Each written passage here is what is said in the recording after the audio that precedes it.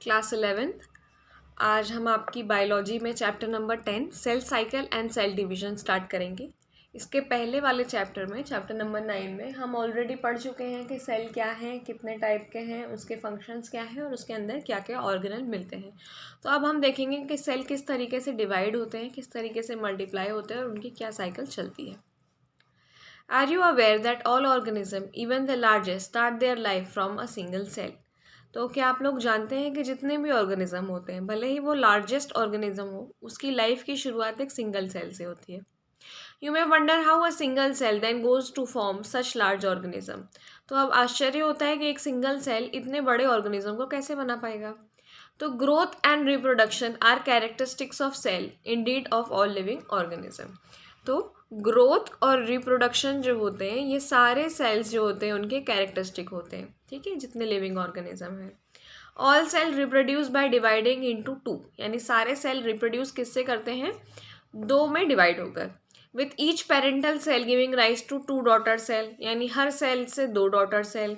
Each time the divide, यानी कि कहने का मतलब है, मान लीजिए एक सेल है तो वो दो सेल बनाएगा और फिर ये दो जब भी डिवाइड होंगे तो ये दो डॉटर सेल बनाएंगे। इस तरीके से दो डॉटर सेल बनाएंगे। तो this newly formed daughter cell can themself grow and divide, फिर ये आगे ग्रो करेंगे और आगे जाकर और डिवाइड हो जाएंगे। तो इससे क्या होगा, नई सेल पॉपुलेशन बनेगी that is formed by growth and division of a single parental cell. तो ग्रो किससे हुई, सिंगल सेल से। In other words such cycles of growth and division allow a single cell to form structure consisting of millions of cell. तो क्या होता है कि cycles हैं जो ये ग्रोथ और डिवीजन की, ये एक सिंगल सेल से मिलियंस ऑफ सेल्स बना देती हैं। सेल साइकिल क्या है, cell division is a very important process in all living organism, यानी सेल डिवीजन जो होता है एक बहुत इंपॉर्टेंट प्रोसेस होता है। During the division of cell DNA replication and cell growth also take place, यानी डिवीजन के दौरान डीएनए का भी रेप्लिकेशन होता है, यानी इनके अंदर जो मटेरियल था डीएनए का वो भी मल्टीप्लाई होकर इनके अंदर आ जाएगा और सेल ग्रोथ भी करते हैं। All these processes, cell division, DNA replication and cell growth, hence have to take place in a coordinated way to ensure correct division and formation of progeny cell containing intact genomes. अब क्योंकि ये सारे के सारे processes एक coordinated तरीके से होते हैं, मतलब एक के बाद एक तय उससे होते हैं कि कब कौन सा होने वाला है, जिससे सही डिवीजन हो और जो भी प्रोजेनी यानी आगे के सेल बने उनमें अंदर की सारी चीज़ें वैसी की वैसी आ जाएं, कुछ छूट ना जाए। The sequence of events by which cell duplicates its genome, यानी sequence of events by which cell duplicates its genome, synthesizes the other constituent of cell and eventually divides into two daughter cell is termed cell cycle. ये cell cycle की definition है, यानी एक ऐसा sequence events का जिसमें cell duplicate करते हैं क्या क्या, अपने अंदर का जीनोम सिंथेसाइज हो जाते हैं, अपने दूसरे कॉन्स्टिट्यूएंट ऑफ सेल यानी अंदर और जो ऑर्गेनल्स हैं उनको बना देते हैं और फिर इवेंचुअली यानी आखिरकार डिवाइड हो जाते हैं दो डॉटर सेल्स में। इसको हम कहते हैं cell cycle. Although cell growth is a continuous process, यानी सेल ग्रोथ एक कंटिन्यूस होने वाली प्रोसेस है, ग्रो तो करता ही है, लेकिन डीएनए सिंथेसिस सिर्फ एक स्पेसिफिक स्टेज पर ही होता है। डीएनए सिंथेसिस जो है वो सिर्फ एक स्पेसिफिक स्टेज पर होगा सेल साइकिल की। The replicated chromosomes are then distributed to daughter nuclei while a complex series of events during cell division. These events are themselves under genetic control. और एक बार ये डिवाइड हो जाते हैं उसके बाद इनमें डीएनए कैसे कैसे डिस्ट्रीब्यूट करना है ये भी एक सीरीज ऑफ इवेंट है जो कि खुद जेनेटिक कंट्रोल से होता है। अब हम आते हैं फेजेस ऑफ सेल साइकिल पे। क्या क्या फेजेस हैं सेल साइकिल के। एक टिपिकल यूकैरियोटिक सेल जो है वो यहाँ पर बताया गया है, human cell in culture.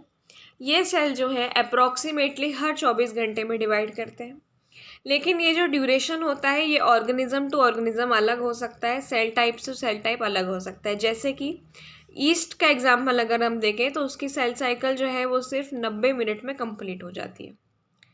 Cell cycle is divided into two basic phase, दो फेज में डिवाइडेड होती है, इंटरफेज और एम या माइटोसिस फेज, ठीक है।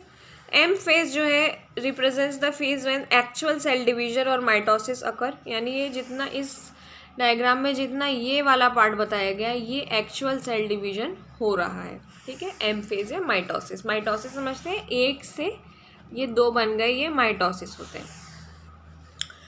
अब It is significant to note that in every 24-hour average duration of cell cycle of human cell division proper lasts for only and about an hour. यानी ये जो 24 घंटे की अभी हमने साइकिल बनाई है,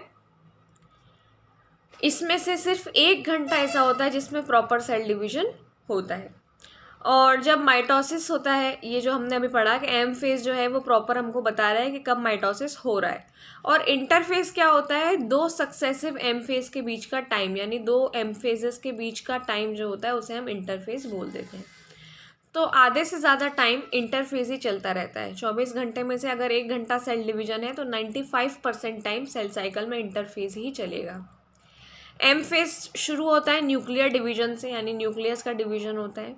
क्रोमोसोम सेपरेट होते हैं जिसको कैरियोकाइनेसिस बोलते हैं, जो अभी हम आगे पढ़ेंगे। और यूजुअली आखिरी स्टेप होती है साइटोकाइनेसिस, यानी साइटोप्लाज्म डिवाइड हो जाता है। तो अब इंटरफेज, जिसको रेस्टिंग फेज भी कहा जाता है, ये ऐसा टाइम है जब सेल अपने आप को प्रिपेयर करता है कि अब उसका डिवीजन होने वाला होता है।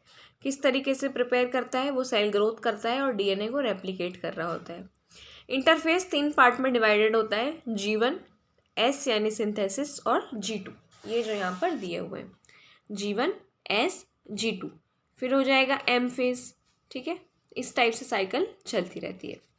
अब G1 जो फेज़ है वो कॉरेस्पॉन्ड करता है इंटरवल माइटोसिस के बीच का और डीएनए रेप्लिकेशन के बीच का जो इंटरवल होता है वो G1 होता है।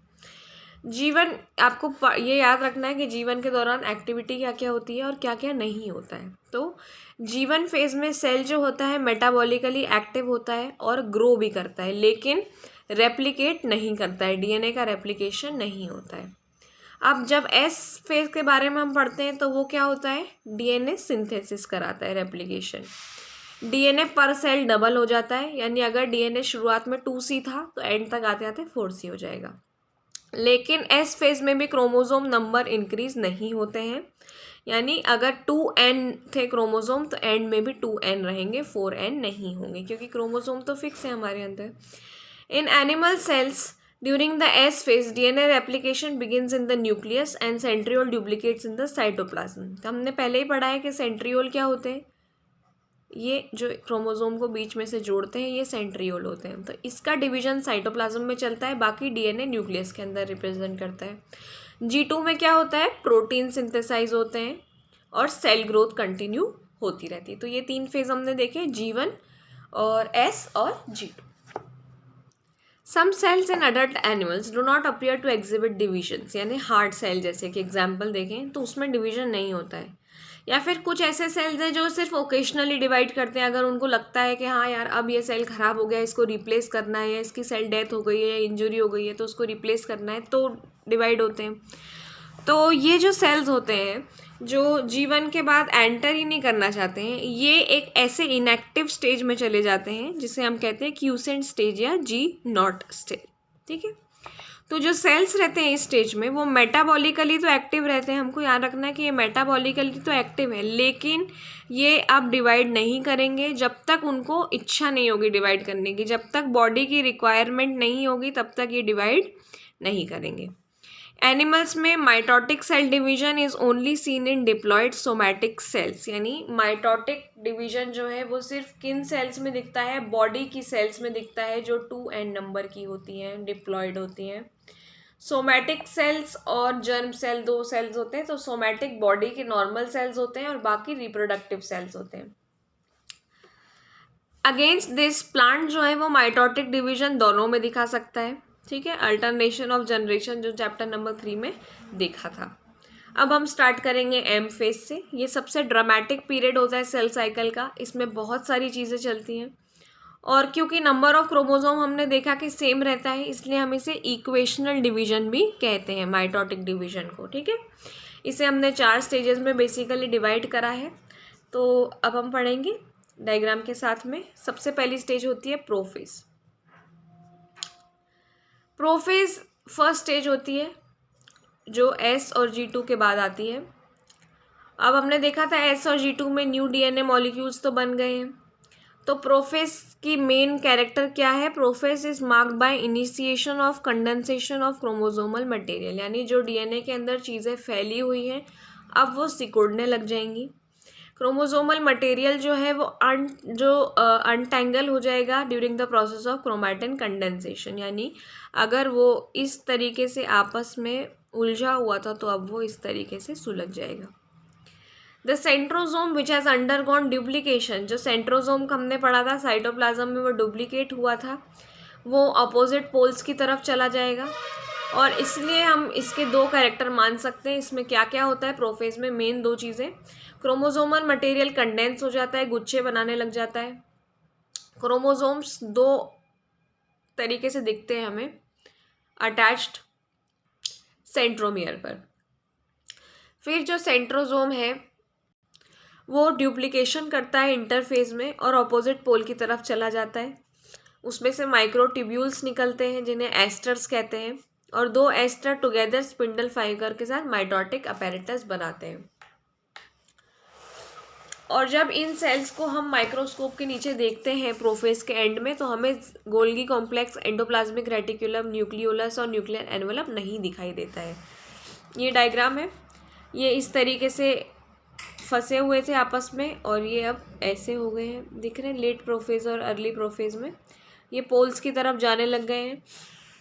मेटाफेज पे आएंगे। Complete disintegration of nuclear envelope marks the start of second phase of mitosis, यानी इस दौरान न्यूक्लियर एनवलप खत्म हो जाता है। अगर आपने ध्यान दिया हो तो ये न्यूक्लियर एनवलप था अर्ली प्रोफेज में जो अच्छा था, ये टूटना शुरू हो गया था लेट प्रोफेज में, और अगर मेटाफेज का डायग्राम देखेंगे तो ये पूरे तरीके से टूट चुका है, अब हमें दिखाई नहीं दे रहा है कि कहाँ है। तो इसमें क्रोमोसोम्स जो होता है वो साइटोप्लाज्म में फैल जाते हैं अच्छे से, कंडेंसेशन कंप्लीट हो जाता है और क्लियरली हमें माइक्रोस्कोप के अंदर जो क्रोमोसोम्स हैं वो इस तरीके से दिखाई देने लग जाते हैं। तो इसीलिए यही वो स्टेज है जहाँ पर हम मॉर्फोलॉजी ऑफ क्रोमोसोम सबसे आसानी से पढ़ सकते हैं। तो अगर क्वेश्चन आता है कि कौन सी फेज़ होती है जिसमें आप क्रोमोसोम को इजीली स्टडी कर सकते हैं माइक्रोस्कोप के अंदर, तो वो मेटाफेज होती है। इस स्टेज में मेटाफेज क्रोमोसोम दो सिस्टर क्रोमैटिड से बने होते हैं जो सेंट्रोमियर से चिपका रहता है, इसमें दिखाई दे रहे हैं ये और ये बीच में सेंट्रोमियर। अब स्मॉल डिस्क टाइप का स्ट्रक्चर रहता है सरफेस पे सेंट्रोमियर के, ये जो साइट होती है ये अटैचमेंट होता है, यहाँ पर आकर स्पिंडल फाइबर अटैच हो जाएंगे। मैं आपको बताती हूँ, ये जो आपको दिख रही है, ये जो साइट आपको दिख रही है, इस पर ये धागे जैसे अटैच हो रहे हैं आकर, ये स्पिंडल फाइबर्स हैं, ठीक है। और अब क्या होगा, मेटाफेज की कैरेक्टरिस्टिक क्या होती है कि क्रोमोसोम जो है वो इक्वेटर पे आ जाते हैं क्रोमैटिड्स के साथ और जो उससे स्पिंडल फाइबर कनेक्ट हो जाते हैं। Sister chromatid is connected by from opposite pole, यानी ये सेंट्रोमियर यहाँ आ चुके हैं अपोजिट पोल्स पर और ये एक दूसरे से अटैच होते जा रहे हैं स्पिंडल फाइबर के थ्रू। तो क्या ये जो प्लेट ऑफ अलाइनमेंट है ये मेटाफेज प्लेट भी बोला जाता है इसको। इसमें दो मेन चीज़ें क्या हुई, स्पिंडल फाइबर अटैच हुए काइनेटोकोर से और क्रोमोसोम जो है वो इक्वेटर की तरफ मूव कर गए, ठीक है, स्पिंडल फाइबर्स अटैच हो गए। अब आती है एनाफेज। एनाफेज जब स्टार्ट होती है तो अब क्रोमोसोम अच्छे से अरेंज हो जाते हैं, जो पहले अरेंज थे वो स्प्लिट होते हैं, दो डॉटर क्रोमैटिड्स बनते हैं जिनको आप डॉटर क्रोमोसोम बोलते हैं। ये माइग्रेट करते हैं अपोजिट पोल की तरफ, ठीक है, और ये क्रोमोसोम एक दूसरे से दूर जाने लग जाते हैं। Centromere of each chromosome directed towards the pole and hence leading edge with the arm of the chromosome trailing behind. Thus anaphase is characterized by, अब ये एक बार मेटाफेज का डायग्राम, ये मेटाफेजिक प्लेट बोलते हैं इसको, जब ये एक साथ अरेंज हो जाते हैं और ये सेंट्रोमियर अपोजिट चला जाता है। तो अब हम एनाफेज का डायग्राम देख के समझते हैं कि ये क्या कहना चाहता है कि क्या हो जाता है एनाफेज में। ये सेंट्रोमियर तो पोल की तरफ चले ही जाते हैं, साथ में क्रोमोसोम भी उस तरफ पे चले जाते हैं, ये इस तरीके से इक्वेटर पर अरेंज हो जाते हैं। तो इसके की इवेंट्स क्या क्या हैं, सेंट्रोमियर स्प्लिट हो जाते हैं, क्रोमैटिड अलग हो जाते हैं और क्रोमैटिड अपोजिट पोल पर चले जाते हैं। फिर आता है टीलोफेज, ये फाइनल स्टेज है कैरियोकाइनेसिस की शुरुआत की, ठीक है। क्रोमोसोम अपने रिस्पेक्टिव पोल्स पे पहुंच चुके हैं, अब वो इंडिविजुअलिटी लूज कर चुके हैं, यानी कि ये जो पहले हमें क्रोमोसोम दिखाई दे रहे थे अब ये क्रोमोसोम हमें समझ नहीं आ रहा है, ठीक है, ये ऐसे साथ में मिल गए हैं। तो इसमें की स्टेजेस क्या होंगी, क्रोमोसोम का क्लस्टर यानी गुच्छा बन जाता है, उनकी आइडेंटिटी खत्म हो जाती है। न्यूक्लियर एनवेलप जो है वो आसपास फिर से डेवलप होने लग जाता है, ये आपको दिख रहा है फिर से डेवलप होता हुआ, और इसके अंदर अब हमें थोड़े थोड़े ऑर्गेनेल्स दिखने लग जाएंगे। और लास्ट स्टेज होती है साइटोकाइनेसिस। माइटोसिस जो होता है उससे सिर्फ डुप्लीकेशन नहीं होता है, उससे और भी चीज़ें होती हैं। सेल खुद भी जाकर 2 डॉटर सेल में डिवाइड हो जाता है, जैसा कि हम देख रहे हैं इधर, ठीक है। साइटोप्लाज्म कम्प्लीटली डिफरेंट हो जाता है, ये न्यूक्लियर इन्वेलप कंप्लीट हो गया है, ठीक है। तो एनिमल सेल्स में ये एक फरो से होता है। फरो का मतलब क्या है, ये जो बीच की जगह है इसे फरो बोला गया है। इस जगह से इसमें कट लग जाएगा और ये 2 पीसेस में डिवाइड हो जाएगी, ठीक है। तो जो न्यू सेल का फॉर्मेशन होता है, अगर हम देखें तो ये सेल प्लेट से होता है, इसे सेल प्लेट बोला जाता है अगर प्लांट्स की बात करें तो, ठीक है। और इसी तरीके से साइटोप्लाज्म का डिवीजन हो जाता है। ऑर्गेनेल्स जो हैं वो दोनों में आपस में बढ़ जाते हैं, दोनों में माइटोकॉन्ड्रिया, दोनों में साइटोप्लाज्म पूरा पहुंच जाता है, और इस तरीके से ये डिवीजन हो जाता है। कुछ ऑर्गेनिज्म में कैरियोकाइनेसिस से के बाद साइटोकाइनेसिस नहीं होता है, जिससे क्या होता है कि न्यूक्लियस प्रॉपरली डिवाइड नहीं हो पाता है और मल्टी न्यूक्लिएट यानी बहुत सारे न्यूक्लियस की कंडीशन बन जाती है, जिससे सिंटियम बन जाता है।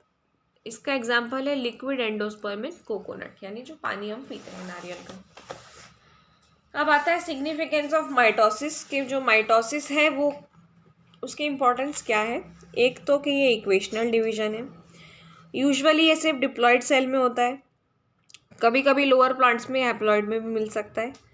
इसकी सिग्निफिकेंस क्या है कि इससे production of diploid daughter cells होता है, यानी कि ये एन और एन सेल मिलके 2n बनाते हैं डिप्लॉयड, और इनका आइडेंटिकल जेनेटिक कॉम्प्लीमेंट होता है, यानी कि जो भी चीज़ें एक सेल में थी वही सेम चीज़ें दोनों सेल के अंदर जाएंगी।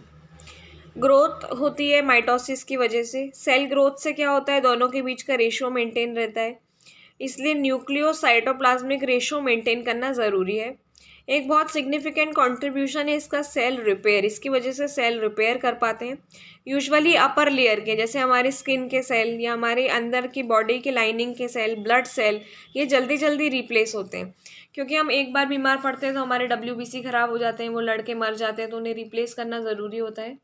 इसी तरीके से माइटोटिक डिवीजन मेरिस्मेटिक टिश्यू में होता है, यानी कि जो प्लांट की एपिकल ऊपर की सेल्स होती हैं, तो इससे कंटिन्यूस ग्रोथ प्लांट की लाइफ टाइम होती रहती है। तो ये आपका माइटोसिस खत्म हुआ। इसी के जैसा एक रहता है मियोसिस भी, और उसमें भी ज़्यादा डिफरेंस नहीं होता है, ठीक है। ये होता है सेक्सुअल रिप्रोडक्शन के सेल्स में, जो सेल सेक्सुअल रिप्रोडक्शन करवाते हैं। इसमें क्या होता है, क्रोमोसोम नंबर हाफ हो जाता है, ठीक है। ये एक special type of cell division है, ये क्रोमोसोम नंबर को आधा कर देता है। हमने जो अभी माइटोसिस पढ़ा वो क्रोमोसोम नंबर को वैसा का वैसा ही रहने देता है, इसलिए वो इक्वेशनल डिवीजन था। ये मियोसिस है, ये चीज़ों को आधा कर देगा, ठीक है। और मियोसिस में 2 स्टेजेस होती हैं, मियोसिस 1, मियोसिस 2, ठीक है। और मियोसिस 1 कब होती है, जब पेरेंटल क्रोमोसोम रेप्लिकेट कर चुके होते हैं। इसमें मियोसिस 1 में भी वही स्टेजेस हैं, प्रोफेज, मेटाफेज, एनाफेज, टीलोफेज, बस उसके आगे 1 और 2 लगा दिया जाता है, ठीक है। 4 स्टेजेस में ये काम होता है। ये भी सेम है एकदम, बस इसमें जो पढ़ने की चीज़ें हैं वो ये हैं कि जो प्रोफेज है उसको इनने और 5 स्टेजेस में बांट दिया है पहले ही बार में। लेप्टोटीन, जाइगोटीन, पैकेटीन, डिप्लोटीन और डाइकाइनेसिस। लेप्टोटीन में क्रोमोसोम दिखना शुरू होते हैं, कॉम्पैक्शन हो जाता है क्रोमोसोम का। सेकेंड स्टेज जाइगोटीन में क्रोमोसोम आपस में पेयर होने लग जाते हैं, इस प्रोसेस ऑफ एसोसिएशन को हम सिनेप्सिस कहते हैं, ठीक है। और ऐसे क्रोमोसोम्स को होमोलोगस क्रोमोसोम्स कहा जाता है। इसमें क्रोमोसोम दिखाई देते हैं, इस स्ट्रक्चर को बोलते हैं सिनेप्टोनेमल कॉम्प्लेक्स, ये जो फॉर्मेशन ऑफ कॉम्प्लेक्स स्ट्रक्चर होता है, ठीक है। इसके बाद आती है पैकेटीन, इस स्टेज में 4 क्रोमैटिड्स बनते हैं। क्रॉसिंग ओवर होता है, क्रॉसिंग ओवर पढ़ने की चीज़ है। क्रॉसिंग ओवर क्या होता है, exchange of genetic material between 2 homologous chromosome, ठीक है। तो ये आपस में एक्सचेंज हो जाते हैं, इससे रिकॉम्बिनेशन होता है जेनेटिक मटेरियल का। रिकॉम्बिनेशन होमोलोगस क्रोमोसोम के बीच में पैकेटीन के एंड तक कंप्लीट हो जाता है। फिर डिप्लोटीन आती है, डिप्लोटीन में एक्स शेप स्ट्रक्चर बनने लग जाते हैं, जिसको काइस्मेटा बोला जाता है, जो कि इस डायग्राम में हमको आसानी से दिख जाएंगे। ये एक्स शेप की स्ट्रक्चर अब बनने लग गई है, ठीक है। ये एक्स जैसे स्ट्रक्चर अब बनना स्टार्ट हो जाएंगे। बस फिर डाइकाइनेसिस पूरी प्रोसेस सेम रहती है, ज़्यादा कुछ डिफरेंस नहीं होता है, बस ये हाफ कर देता है क्रोमोसोम नंबर को, इतना हम जानते हैं। इसी तरीके से मियोसिस 2 होता है जिसका सब कुछ सेम रहता है और इसके डायग्राम्स भी सेम है। तो ये डायग्राम्स आप एक बार देख लेना, ये यहाँ पर दिए हुए हैं, ठीक है। ये क्रॉस होते हैं, फिर ये एक अलाइन होके इक्वेटर में आ जाते हैं जैसा हमने स्टार्टिंग में ही देखा था, फिर ये कोने पे यानी इक्वेटर पे चले जाते हैं और फिर ये इस तरीके से आ जाते हैं। तो एट द एंड हम देखते हैं कि 4 हैप्लॉइड डॉटर सेल्स बने, यानी इस एक सेल के डिवीजन से ये 4 सेल्स बन जाते हैं, ठीक है। तो इसकी सिग्निफिकेंस क्या है, क्यों ये इम्पॉर्टेंट है? मियोसिस एक ऐसा मैकेनिज्म है जिसमें conservation of specific chromosome number हो जाता है, यानी हर स्पीशीज़ का क्रोमोसोम नंबर इसलिए फिक्स हो जाता है, जैसे 23 क्रोमोसोम हमारे अंदर होते हैं, तो ये फिक्स है मियोसिस की वजह से, ठीक है। और इवन दो प्रोसेस पर से paradoxically results in reduction of chromosome number by half, it also increases the genetic variability in population from one generation to next. Variations are very important for the process of evolution. अब ये chromosome number half तो कर देता है, लेकिन ये हमें variation देता है। अगर ये वेरिएशन नहीं देता तो हम एकदम डिट्टो सब लोग एक जैसे दिखाई देने लग जाते हैं। अब क्योंकि हमारे अंदर वेरिएशन है इसलिए हम इवॉल्व करते हैं, हमारे अंदर इवोल्यूशन की प्रोसेस है, ठीक है। अगर इवोल्यूशन नहीं होता तो हम जिन लोगों से आए हैं, जैसे हमको ऐसा कहा जाता है कि हम मंकीज से आए हैं, तो हम अभी भी उन्हीं के जैसे दिखते हैं, लेकिन हमारे अंदर इवोल्यूशन हुआ है, सेल डिवाइड हुए हैं, वेरिएशन आए हैं, यानी कि डिट्टो कॉपी हम किसी के भी नहीं है। हम हमारे पेरेंट्स के भी डिट्टो कॉपी नहीं होते हैं, दोनों से कैरेक्टरिस्टिक आते हैं। कॉपी कौन होता है? ट्विन्स होते हैं, ठीक है, उनमें वेरिएशन नहीं।